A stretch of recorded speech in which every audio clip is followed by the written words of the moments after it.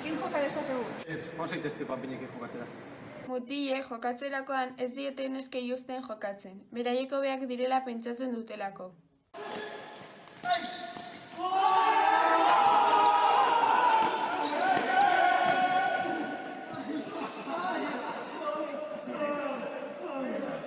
Zuekin joka dezakegu? Bai, noski, etor zaitezte jokatzera.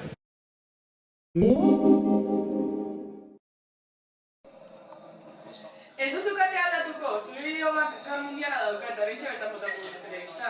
Nik ez dut antzik uste, hori ez da kirola. Ze pentsatzeko, era. Normalean mutilen kirolak kirol bezala hartzen dira, baina neskienak diskriminatutak izaten dira.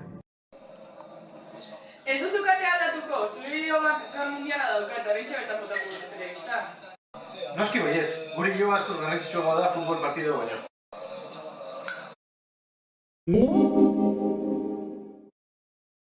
Kaixo, egunon, zuen kurrikulumak ikusi ditut eta biok ega eta advance dituzue. Oso kurrikulumonak iruditzen zaizkigu. Eskerrik asko. Baina azken galdera, semanara beik edukitzea pentsatuta duzue? Bai, alaba bat daukagu eta beste bat edukitzea pentsatu dugu. Ongi etorri enpresara.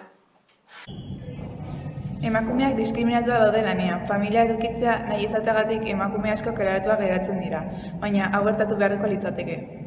Kaixo, egunon, zuen kurrikulumak ikusi ditut eta biok ega eta advance dituzue.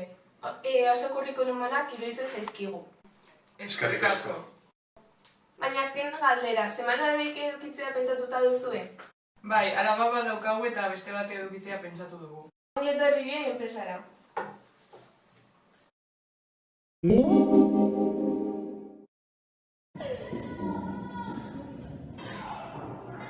Begira zer horako ipurdia.